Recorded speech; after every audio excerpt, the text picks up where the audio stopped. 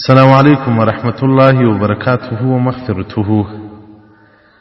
راسي ها كلمات ازدكو چې په مقابل کې الله جل جلاله زر ګناهونه معافي او زر درجه په جنت کې راکړي او زر نیکی او اویا زر ملائکه به تر قیامت پورې دغه انسان ته مغفرت غواړي.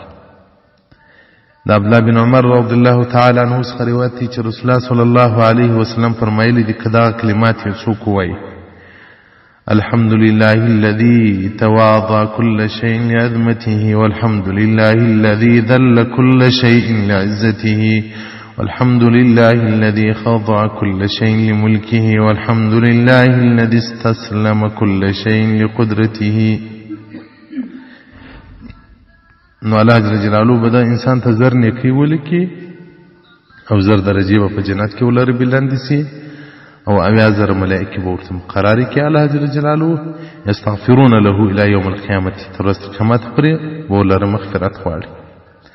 حدیث امام طبرانی په جامع کبیر جلد 2 صفحه 415 کې روایت کړی دی او دا رنګ حدیث نمبر 101491 صفحه نمبر 8 جلد نمبر 10 او دا غرنګ امام طبرانی رحمت الله علیه په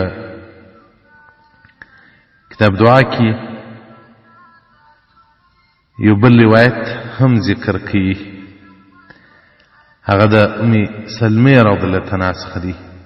هغه رسول الله صلی الله علیه وسلم فرمایلی دي چې کچا سحر دغه دعا ویله: الحمد لله الذي تواضع كل شيء لعظمته، والحمد لله الذي ذل كل شيء لعزته، والحمد لله الذي أخضع كل شيء لملكه. ولا با یولک نکی ورته نوشته کې په عمل نامه کې او کچيري مرسي الله به د مرغانو په ججور کې د روح راپورته کینه د شهیدانو مقام ورکی په جنت کې به ګرځي حست شاء نور تور یو ډول دي صرف په دای وځای کې. والحمد لله الذي اخضع كل شيء لملكه.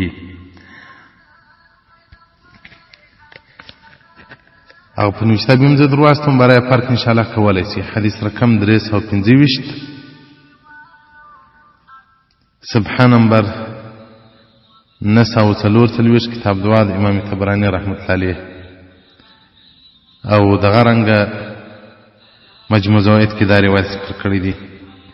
والسلام علیکم ورحمت الله وبرکاته ومغفرته.